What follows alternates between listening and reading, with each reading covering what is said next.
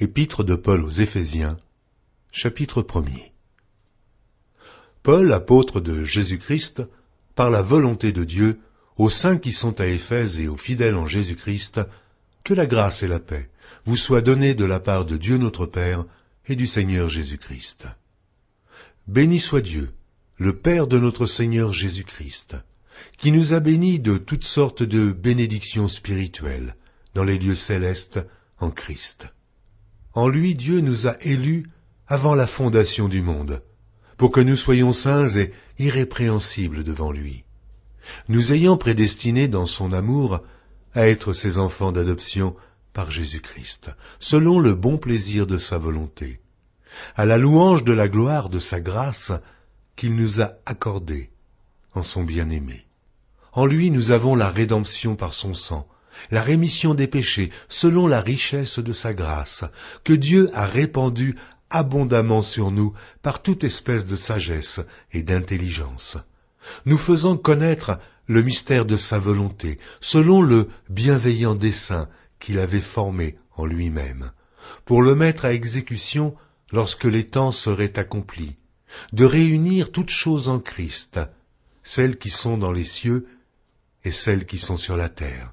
En lui nous sommes aussi devenus héritiers, ayant été prédestinés suivant la résolution de celui qui opère toutes choses d'après le conseil de sa volonté, afin que nous servions à la louange de sa gloire, nous qui d'avance avons espéré en Christ. En lui, vous aussi, après avoir entendu la parole de la vérité, l'évangile de votre salut, en lui vous avez cru, et vous avez été scellés du Saint-Esprit qui avait été promis, lequel est un gage de notre héritage, pour la rédemption de ceux que Dieu s'est acquis à la louange de sa gloire. C'est pourquoi, moi aussi, ayant entendu parler de votre foi au Seigneur Jésus et de votre charité pour tous les saints, je ne cesse de rendre grâce pour vous, faisant mention de vous dans mes prières, afin que le Dieu de notre Seigneur Jésus-Christ, le Père de gloire, vous donne un esprit de sagesse et de révélation dans sa connaissance, et qu'il illumine les yeux de votre cœur, pour que vous sachiez quelle est l'espérance qui s'attache à son appel, quelle est la richesse de la gloire de son héritage qu'il réserve aux saints, et quelle est envers nous qui croyons l'infinie grandeur de sa puissance, se manifestant avec efficacité par la vertu de sa force. Il l'a déployé en Christ, en le ressuscitant des morts, et en le faisant asseoir à sa droite dans les lieux célestes, au-dessus de toute domination, de toute autorité, de toute puissance, de toute dignité, et de tout nom, qui se peut nommer non seulement dans le siècle présent, mais encore dans le siècle à venir. Il a tout mis sous ses pieds, et il l'a donné pour chef suprême à l'Église qui est son corps, la plénitude de celui qui remplit tout en tous. Épître de Paul aux Éphésiens, chapitre 2. Vous étiez morts par vos offenses et par vos péchés, dans lesquels vous marchiez autrefois, selon le train de ce monde, selon le prince de la puissance de l'air, de l'esprit qui agit maintenant dans les fils de la rébellion. Nous tous aussi, nous étions de leur nombre, et nous vivions autrefois selon les convoitises de notre chair, accomplissant les volontés de la chair et de nos pensées, et nous étions par nature des enfants de colère, comme les autres. Mais Dieu qui est riche en miséricorde, à cause du grand amour dont il nous a aimés, nous qui étions morts par nos offenses, nous a rendus à la vie avec Christ. C'est par grâce que vous êtes sauvés. Il nous a ressuscités ensemble, et nous a fait asseoir ensemble dans les lieux célestes en Jésus-Christ, afin de montrer dans les siècles à venir l'infinie richesse de sa grâce, par sa bonté envers nous, en Jésus-Christ. Car c'est par la grâce que vous êtes sauvés, par le moyen de la foi, et cela ne vient pas de vous, c'est le don de Dieu. Ce n'est point par les œuvres, afin que personne ne se glorifie, car nous sommes son ouvrage, ayant été créés en Jésus-Christ pour de bonnes œuvres que Dieu a préparées d'avance, afin que nous les pratiquions. C'est pourquoi Vous, autrefois païens dans la chair, appelés incirconcis par ceux qu'on appelle circoncis, et qui le sont en la chair, par la main de l'homme, souvenez-vous que vous étiez en ce temps-là, sans Christ, privés du droit de cité en Israël, étrangers aux alliances de la promesse, sans espérance et sans Dieu dans le monde. Mais maintenant, en Jésus-Christ, vous qui étiez jadis éloignés, vous avez été rapprochés par le sang de Christ. Car il est notre paix, lui qui des deux n'en a fait qu'un, et qui a renversé le mur de séparation, l'inimitié, ayant anéanti par sa chair les lois des ordonnances dans ses prescriptions, afin de créer en lui-même avec les deux un seul homme nouveau, en établissant la paix, et de les réconcilier l'un et l'autre en un seul corps, avec Dieu par la croix, en détruisant par elle l'inimitié. Il est venu annoncer la paix à vous qui étiez loin, et la paix à ceux qui étaient près, car par lui, nous avons les uns et les autres accès auprès du Père, dans un même esprit. Ainsi donc, vous n'êtes plus des étrangers, ni des gens du dehors, mais vous êtes concitoyens des saints, gens de la maison de Dieu. Vous avez été édifiés sur le fondement des apôtres et des prophètes, Jésus-Christ lui-même étant la pierre angulaire. En lui, tout l'édifice bien coordonné s'élève pour être un temple saint dans le Seigneur. En lui, vous êtes aussi édifiés pour être une habitation de Dieu, en esprit. Épître de Paul aux Éphésiens, chapitre 3. À cause de cela, moi, Paul, le prisonnier de Christ pour vous, païens, si du moins vous avez appris quelle est la dispensation de la grâce de Dieu qui m'a été donnée pour vous, c'est par révélation que j'ai eu connaissance du mystère sur lequel je viens d'écrire en peu de mots. En les lisant, vous pouvez vous représenter l'intelligence que j'ai du mystère de Christ. Il n'a pas été manifesté aux fils des hommes pendant les autres générations, comme il a été révélé maintenant par l'Esprit aux saints apôtres et prophètes de Christ. Ce mystère, c'est que les païens sont cohéritiers, forment un même corps et participent à la même promesse en Jésus-Christ par l'Évangile, dont j'ai été fait ministre selon le don de la grâce de Dieu qui m'a été accordé par l'efficacité de sa puissance. À moi, qui suis le moindre de tous les saints, cette grâce a été accordée d'annoncer aux païens les richesses incompréhensibles de Christ, et de mettre en lumière quelle est la dispensation du mystère caché de tout temps en Dieu qui a créé toutes choses, afin que les dominations et les autorités dans les lieux célestes connaissent aujourd'hui par l'Église la sagesse infiniment variée de Dieu, selon le dessein éternel qu'il a mis à exécution par Jésus-Christ notre Seigneur, en qui nous avons, par la foi en lui, la liberté de nous approcher de Dieu avec confiance. Aussi je vous demande de ne pas perdre courage à cause de mes tribulations pour vous. Elles sont votre gloire. À cause de cela, je fléchis les genoux devant le Père, duquel tire son nom toute famille, dans les cieux et sur la terre, afin qu'il vous donne, selon la richesse de sa gloire, d'être puissamment fortifié par son esprit dans l'homme intérieur, en sorte que Christ habite dans votre cœur par la foi, afin qu'étant enraciné et fondé dans l'amour, vous puissiez comprendre, avec tous les saints, quelle est la largeur, la longueur, la profondeur et la hauteur, et connaître l'amour de Christ, qui surpasse toute connaissance, en sorte que vous soyez remplis jusqu'à toute la plénitude de Dieu. Or, à celui qui peut faire, par la puissance qui agit en nous, infiniment au-delà de tout ce que nous demandons ou pensons, à lui soit la gloire, dans l'Église et en Jésus-Christ, dans toutes les générations, au siècle des siècles.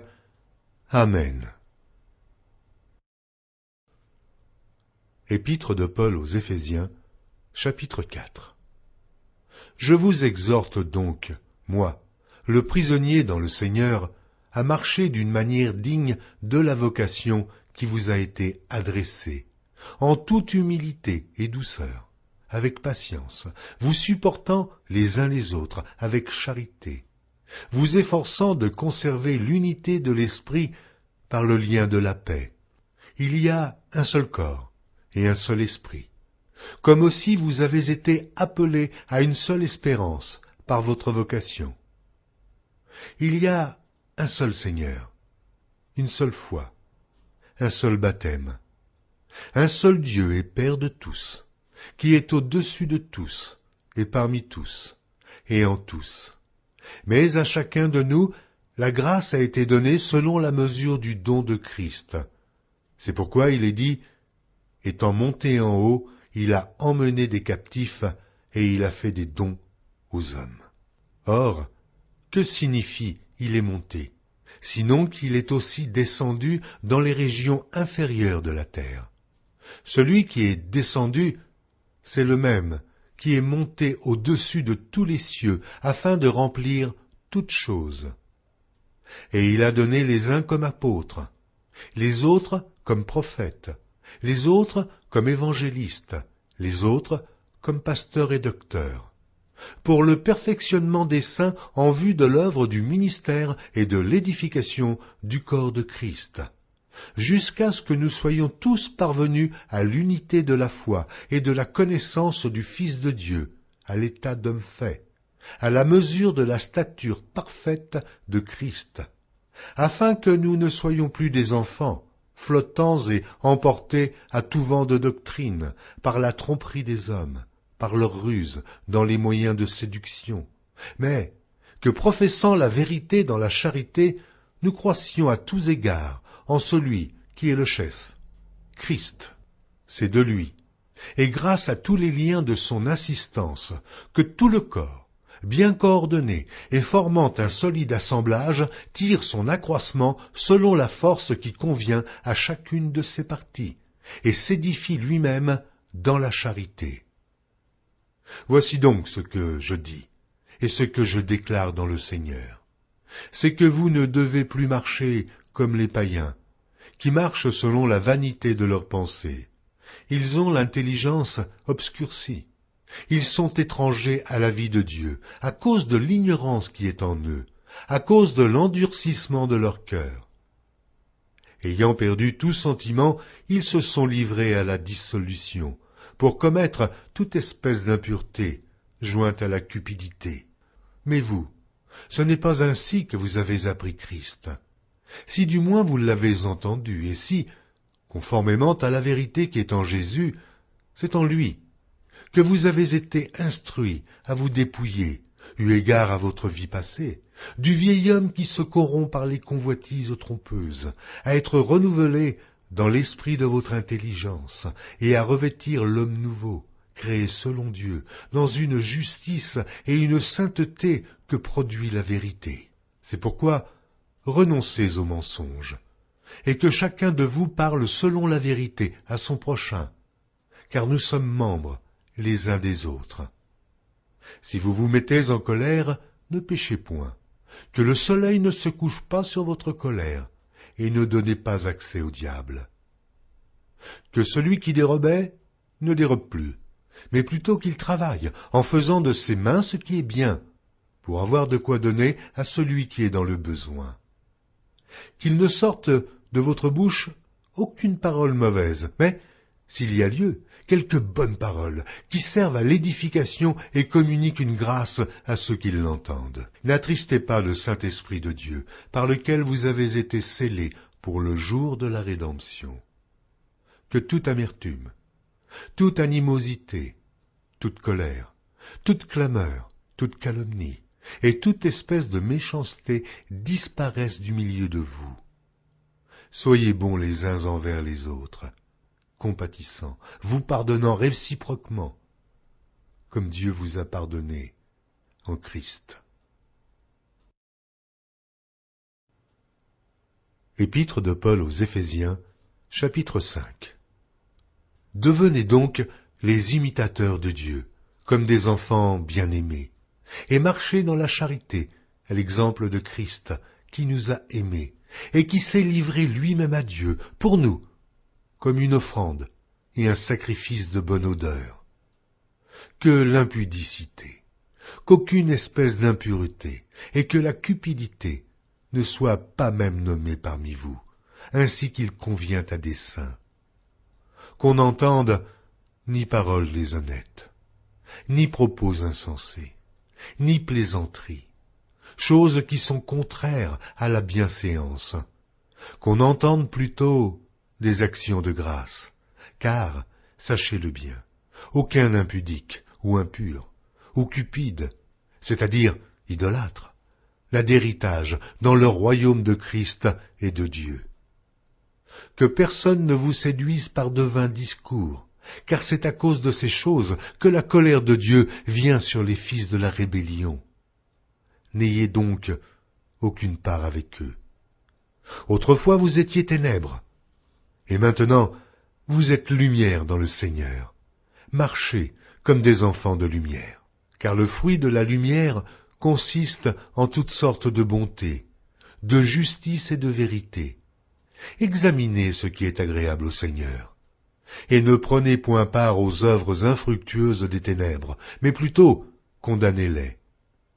Car il est honteux de dire ce qu'ils font en secret. Mais tout ce qui est condamné est manifesté par la lumière, car tout ce qui est manifesté est lumière. C'est pour cela qu'il est dit « Réveille-toi, toi qui dors. Relève-toi d'entre les morts, et Christ t'éclairera. Prenez donc garde de vous conduire avec circonspection, non comme des insensés, mais comme des sages. Rachetez le temps, car les jours sont mauvais. C'est pourquoi ne soyez pas inconsidérés, mais comprenez quelle est la volonté du Seigneur. Ne vous enivrez pas de vin, c'est de la débauche.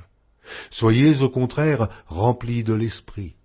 Entretenez-vous par des psaumes, par des hymnes et par des cantiques spirituels, chantant et célébrant de tout votre cœur les louanges du Seigneur. Rendez continuellement grâce pour toutes choses à Dieu le Père, au nom de notre Seigneur Jésus-Christ, vous soumettant les uns aux autres dans la crainte de Christ. Femmes, soyez soumises à vos maris, comme au Seigneur, car le mari est le chef de la femme, comme Christ est le chef de l'Église, qui est son corps et dont il est le Sauveur. Or, de même que l'Église est soumise à Christ, les femmes aussi doivent l'être à leur mari en toutes choses. Marie, aimez vos femmes, comme Christ a aimé l'Église et s'est livré lui-même pour elle, afin de la sanctifier par la parole, après l'avoir purifiée par le baptême d'eau, afin de faire paraître devant lui cette Église glorieuse, sans tache, ni ride, ni rien de semblable, mais sainte et irrépréhensible. C'est ainsi que les maris doivent aimer leur femme comme leur propre corps. Celui qui aime sa femme s'aime lui-même, car jamais personne n'a haï sa propre chair, mais il la nourrit et en prend soin, comme Christ le fait pour l'Église, parce que nous sommes membres de son corps. C'est pourquoi l'homme quittera son père et sa mère, et s'attachera à sa femme, et les deux deviendront une seule chair. Ce mystère est grand. Je dis cela par rapport à Christ et à l'Église. Du reste, que chacun de vous aime sa femme comme lui-même, et que la femme respecte son mari.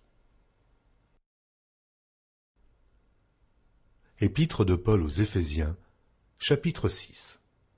Enfants, obéissez à vos parents, selon le Seigneur, car cela est juste. Honore ton père et ta mère, c'est le premier commandement avec une promesse, afin que tu sois heureux et que tu vives longtemps sur la terre. Et vous, pères, n'irritez pas vos enfants, mais élevez-les en les corrigeant et en les instruisant selon le Seigneur. Serviteurs, obéissez à vos maîtres, selon la chair, avec crainte et tremblement, dans la simplicité de votre cœur, comme à Christ, non pas seulement sous leurs yeux, comme pour plaire aux hommes, mais comme des serviteurs de Christ, qui font de bon cœur la volonté de Dieu. Servez-les avec empressement, comme servant le Seigneur et non des hommes, sachant que chacun, soit esclave, soit libre, recevra du Seigneur selon ce qu'il aura fait de bien. Et vous, maîtres, agissez de même à leur égard, et abstenez-vous de menaces, sachant que leur maître et le vôtre est dans les cieux, et que devant lui, il n'y a point d'acception de personne.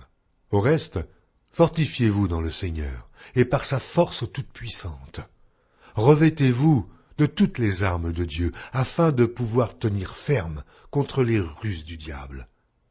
Car nous n'avons pas à lutter contre la chair et le sang, mais contre les dominations, contre les autorités, contre les princes de ce monde de ténèbres, contre les esprits méchants dans les lieux célestes. C'est pourquoi, prenez toutes les armes de Dieu, afin de pouvoir résister dans le mauvais jour, et tenir ferme après avoir tout surmonté. Tenez donc ferme, ayez à vos reins la vérité pour ceinture. Revêtez la cuirasse de la justice. Mettez pour chaussure à vos pieds le zèle que donne l'évangile de paix. Prenez par-dessus tout cela le bouclier de la foi, avec lequel vous pourrez éteindre tous les traits enflammés du malin. Prenez aussi le casque du salut et l'épée de l'esprit, qui est la parole de Dieu. Faites en tout temps par l'esprit toutes sortes de prières et de supplications. Veillez à cela avec une entière persévérance et priez pour tous les saints. Priez pour moi, afin qu'il me soit donné, quand j'ouvre la bouche, de faire connaître hardiment et librement le mystère de l'Évangile, pour lequel je suis ambassadeur dans les chaînes, et que j'en parle avec assurance, comme je dois en parler. Afin que vous aussi, vous sachiez ce qui me concerne, ce que je fais. Tychique, le bien-aimé frère et fidèle ministre dans le Seigneur, vous informera de tout. Je l'envoie exprès vers vous, pour que vous connaissiez notre situation, et pour qu'il console vos cœurs. Que la paix et la charité, avec la foi, soient données aux frères de la part de Dieu le Père et du Seigneur Jésus-Christ. Que la grâce soit avec tous ceux qui aiment notre Seigneur Jésus-Christ, d'un amour inaltérable.